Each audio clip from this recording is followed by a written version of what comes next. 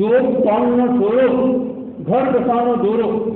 यदि आपको दीक्षा लेना है बहुत सरल है, कोई कुछ करने की जरूरत नहीं, बस कपड़े ड्रेस चेंज कर ली और उसका त्याग कर लिया, सावध योग का करने की कोई बात नहीं, नहीं करने की बात। और आपका कितने कष्ट है, आप क्या स्थिति है, घर में रहो तो समस्या, घर में न रहो तो समस्या, शादी करो तो समस्या, शादी करके बच्चे हो जाए तो समस्या, बच्चे न हो तो समस्या, उसके बाद भी अंत नहीं कोई। और हर क्रिया में आपकी प्राय धार्मिक क्रिया को छोड़ के हर क्रिया में कर्म का बंधन है। आपका खाना पीना नहाना धोना सब सावधानी है। एक रोटी बनती है 6 साल की हिंसा होती है, एक मकान बनता है चाहे भवन बने, ये हिंसा है, हिंसा को हिंसा समझ, ठीक है, कोई आवश्यक हो सकता है। और हमारा संतों का खाना पीना सोना जगना ट्राई कराई सब निर्वृत्ति है, और जहाँ निर्वृत्ति है तो कर्म का बंधन नहीं होगा, और आपकी हर क्रिया में कर्म का बंधन होगा। तो क्या करना चाहिए? तो इसका उपाय बताया कि आप तो पहले सबके सावक बनो। पहले के समय के हमारे भाई थे वो बताते थे कि पहले के समय में सवा भवन तो होते थे कच्चे और सावक होते थे पक्के, और आज सवा भवन तो है पक्के और सावक है। आप ही पहले मैंने कह रहा हूँ, क्या मेरा नाम दे दोगे आपने कहा, मैंने नहीं कहा। तो पक्के बनो, यानी सावक पक्के बनो। सावक पक्के करके क्या हुआ? एक ही आस्था, हमारे गुरुदेव, एक ही हमारे गुरु, एक ही हमारा धर्म और एक ही हमारे देव, बस इस पर आस्था रखना, अटूट आस्था रखना, तो आप पक्के सावक कहलाओ। फिर हो सके 12 व्रतों का पालन करो। ये लोग बोलते हैं महाराज साहब रात को तो खाना जरूरी है, दवाई भी लेनी पड़ती है, तो गुरुदेव फरमाते हैं आप 12 व्रत नहीं तो 11 के सावक बनो। जितना त्याग को उतना चाहिए, तो त्याग की चेतना को जवाब कम से कम ये सोचना चाहिए। चातुर्मास चल रहा है, सावन का महीना है, सावन भादवा, ये 2 महीने फूल कितने आते हैं धर्म ज्ञान करने, तो इस 2 महीने में तो कम से कम रात्रि भोजन नहीं करना। आप में से कितने लोग हैं जो रात्रि भोजन करते हैं? हाथ खड़ा करें। करने में पूछ रहा हूँ, करने वाले बहुत कम, तो अच्छी बात है। तो जो जिसने हाथ खड़ा किया वो कोशिश करो कि रात को नहीं खाना, तो पानी दूध अलग बात है, विज्ञान भी कर सकते। तो इससे सावन भादो 2 महीने के लिए आप बच सकते हो। तो दिन में खाना जब बन जाता है और अब दिन भी धीरे धीरे छोटे होने लग जाते हैं, गर्मी भी कम होने लग जाती है, तपस्या भी की जा सकती है। आप लोग अपने मन में तपस्या की भावना रखना चाहिए। छोटी छोटी तपस्या करो, ज़्यादा नहीं, रोज कम से कम 1 पचकान करो। कितने पचकान होते हैं? 10 पचकान होते हैं। कई लोग होते हैं जो 12 महीना पचकान करते हैं, 250 पचकान हो जाते हैं लगभग। और तो सबसे बड़ा पचकान कौन सा है? नौका। सूर्य उगे नौका संयम। जब रात को सूर्यास्त के पहले या सूर्यास्त के बाद भी या सोने के 12 बजे पहले अब त्याग करके ये सो जाइए कि जब तक सुबह मुझे नौकार्थी तक का त्याग है। नौकार्थी का क्या हुआ? दिन उगने के लगभग 50 या 1 मुहूर्त के बाद तक नहीं खाना, चारों आहार का त्याग है। नौकार्थी तो त्याग होते ऐसे करना, तो इससे भी एक छोटा त्याग है। और कई लोग तो देरी से उठते हैं, कई लोग होते सूर्यवंशी, जब तक दिन नहीं उठता है उठते नहीं है, तो उनको बोलते हैं कम से कम नौकार्थी तो कर लो। और लोग देरी से उठते हैं, कोर्स ही कर लो। अगर आपने लेट खाना खाया 9 बजे बाद, कोर्स ही नहीं कराई, त्याग करोगे तो कराई। कोर्स का कितना? एक नौकार्थी से 1,100 साल के कर्मों का क्षय होता। कई तरह के जीव होते हैं। मैंने कहा प्रश्न पूछा था कि ऐसे कौन से जीव होते हैं जो बढ़ते ही बढ़ते रहते हैं? तो सिद्ध भगवान बढ़ते ही बढ़ते रहते हैं। कौन से जीव है घटते ही घटते रहते हैं? तो अवतारात्री के जीव संख्या की दृष्टि से घटते ही घटते रहते हैं। और कौन से जीव है जो घटते भी है बढ़ते भी है, तो दूसरे गुण स्थान वाले जीव है जो घटते भी है बढ़ते भी है। और चौथा प्रश्न है, ऐसे कौन से जीव है जो न घटते हैं न बढ़ते हैं? बताओ। नहीं नहीं, व्यवहार राशि का एक दिन मोक्ष चला गया, एक कम हो गया, वापस आया नहीं आया। अभवी जीव कभी भी न घटते हैं न बढ़ते हैं। जितने अभवी है वो अभवी रहेंगे। इस अपेक्षा से 4 चतुर्भुजी हो गई। क्लियर हो गया? नंबर 1, कौन से जीव बढ़ते हैं? बोलो, याद कर लो। सिद्ध भगवान की संख्या की दृष्टि से कहें वो बढ़ते ही बढ़ते, वो कभी कम नहीं होते। और अव्यवहार राशि के जीव बढ़ते ही रहते हैं। अव्यवहार राशि खजाना है, और अव्यवहार राशि के जीव कहाँ है बताइए? काम नहीं है। कोई भी ऐसा लोक का हिस्सा नहीं है जहाँ पर अव्यवहार राशि के जीव नहीं होते हैं। तो उनकी क्या विशेषता? वो मारने से मरते नहीं, काटने से कटते नहीं, वो सब जगह हर कोने में अव्यवहार राशि के जीव वो घटते की संख्या की दृष्टि से वो बढ़ते हैं। और जो दूसरे गुणस्थान के जीव है प्रतिपादी सम्यक दृष्टि प्रतिपादी गुणस्थान 6 अवधि का जितना उसकी अवधि होती है, वो जीव घटते भी रहते हैं बढ़ते भी रहते हैं। कभी वहाँ पर संख्या बढ़ गई, कभी वहाँ से चले गए, नीचे चले गए। और मैंने बताया कि अभवी जीव है वो न घटते हैं न बढ़ते हैं। जितने अभवी है वो क्योंकि अभवी कभी भी भवी नहीं हो सकता। इस अपेक्षा से ये 4 उसके प्रकार हो गए।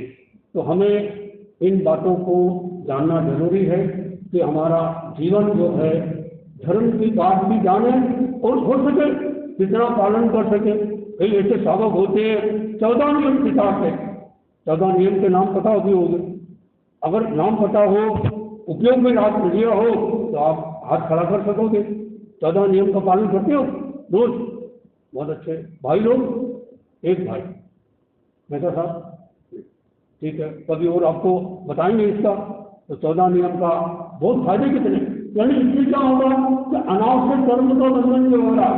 जैसे 6 दिशा हो, 8 दिशा होती है, 6 दिशा मान लो 6 दिशा होती है या 8 दिशा होती है। कई दिशाओं में आप जाते ही नहीं हैं, लेकिन यदि आपने जाने का त्याग नहीं किया तो आपको वो जाने का जो क्रिया है वो लगती है। इस तरह से आप उसका घर में कितने सारे चप्पल जूते पड़े हैं आपके, लेकिन आप सारे चप्पल जूते तो पहनते नहीं हो, तो उसकी सीमा कर लो कि आप चप्पल जूते आज 2 जोड़ी से ज़्यादा नहीं पहनेंगे। इतने सारे कपड़े हैं, ओहो महीना क्या बात पूछो आप। मैं दुकाने 95 में बोकारो में गया, एक आदमी मेरे पास में आया, बोले मेरी घरवाली को समझाओ, वो साड़ियाँ लोग खरीदती, हर बुधवार को सुपर मार्केट में जाती है, वो साड़ी खरीदती। मैं समझाएंगे, मैंने शाम को उससे पूछा बहन जी आपके पास साड़ी कितनी है? बोले समझ की आपको क्या करना साड़ी से, थोड़ी गर्म हो गई। मैंने तो वो नियम में लिखना पड़ता ना। हाँ हाँ, बोले मेरे पास में 180 साड़ियाँ। मैंने कहा ये तो बहुत ज़्यादा है।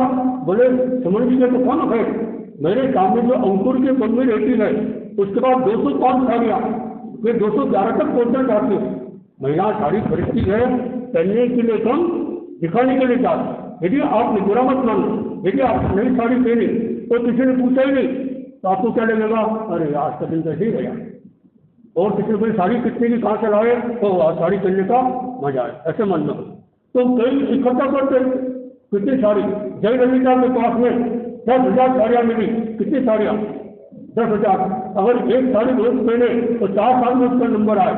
और कई ऐसे लोग हैं जिनके पास जरा भी कपड़ा नहीं, जैसा असंतुलन है। तो त्याग करो, तो साड़ी का या कपड़े का कोई भी ड्रेस हो, जितना आपके पास में कितना ज़्यादा है। जो हम कहते हैं बाहर से कि अहिंसा परमो धर्म, क्या ये बात सही है? अहिंसा परमो धर्म ये जैन धर्म का सूत्र नहीं है। आचार्य महावीर जी लिखते हैं ये उपनिषद का है। अपना क्या था जैनों का, अपरिग्रह परमो धर्म। हमने सरल समझ लिया बस पानी छान के पीना, हरी सब्जी नहीं खाना और धर्म हो गया। वो कितना सारा स्टोर कर रहे हैं, कितना सारा परिग्रह इकट्ठा कर रहे हैं। मैं घर में गया, मैंने चप्पल जूते देखा, इतने सारे, बहुत सारे कोई लोग आए हुए, 52 चप्पल जूते थे। तो घर के अंदर गया, बोले घर में तो 4 ही लोग हैं, तो चप्पल जूते इतने सारे कैसे? बोले महाराज साहब हमारे 2 जोड़ी तो बोले कि हमारे घर में घूमने के, और 2 जोड़ी हमारे लेटरिन के, 2 जोड़ी बगीचे के, 2 कार में जाते तक पहनते हैं, और जो विशेष प्रोग्राम होता है एक जने के 5-5 जोड़ी चप्पल जूते। ये सब क्या है? ये सब परिग्रह। तो सीमा करो, आप कपड़ों की सीमा करो, हर चीज की सीमा करो। एक दुकान से काम चलता है तो और दुकान क्यों बनाए? एक दुकान से आराम से काम चलता है तो और दुकान क्यों बनाए? लेकिन आदमी जो महावीर स्वामी की वाणी, जहां लाभ हो तहां लोभ हो, जैसे जैसे लाभ बढ़ता है आदमी का लोभ बढ़ता है, तो ये मिनिमाइज कर। तो अपरिग्रह कर्मो धर्म।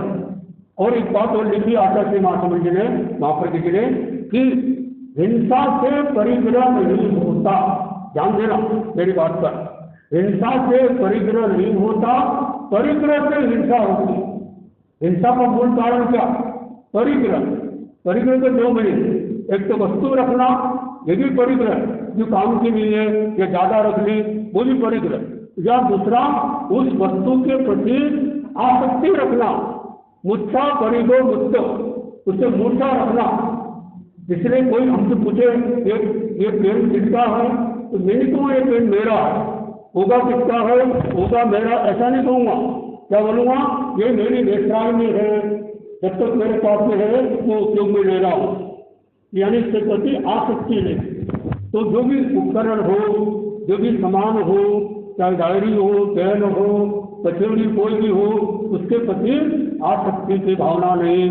कई लोग इतने सारे कपड़े बार बार देखते, पहनते नहीं, रखते हैं, देखते, उनको देखने में खुशी होती, गिनती करते रहते, और इतने सारे कपड़े हैं, लेकिन वो काम ही नहीं आते, तो वो उसका फिर पलेना भी नहीं आती के बाद। कई बार कपड़े खड़े रहते हैं घरों में, और उसके अंदर कितने सांप बिच्छू वगैरह आ जाते हैं।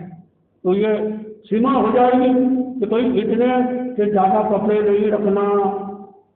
और आनंद सावक हुए, देखो आप कितना सारा सब कुछ था, लेकिन उन्होंने नियम कर लिया, मेरे लिए बस इतना दूध और इतना अनाज, इतने कपड़े से ज्यादा खाने पीने का त्याग है। और अंत में उन्होंने संसारा किया, आनंद श्रावक ने देख लिया उच्च गति। एक बहुतारी थी, 10 श्रावक में नाम आता है, 10 और श्रावक तो बहुत हुए, तो भगवान महावीर का 10 श्रावक हुए, ये 10 श्रावक उसने नाम रखा।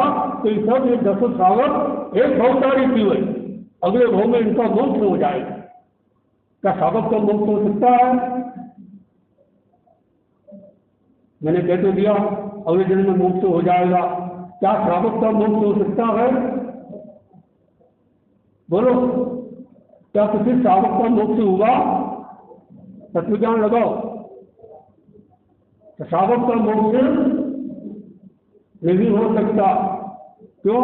श्रावक का गुण स्थान कौन था? 5वें स्थान में मोक्ष नहीं होता। जब मोक्ष होगा तो गुण स्थान बदल जाएंगे। जैसे माता गौरी देवी, बाहर से लगता उनको वो श्राविका थी, लेकिन भावों की श्रेणी खड़ी, भाव दीक्षा आ गई, गुण स्थान पार हुआ, 14वें स्थान पार किया और मोक्ष हो गया। तो ये 2 तरह की दीक्षा हो गई, द्रव्य दीक्षा और भाव दीक्षा। बातें हैं, कभी समय आने पर आपको बताने का भाव है। मुंशी पदार्थ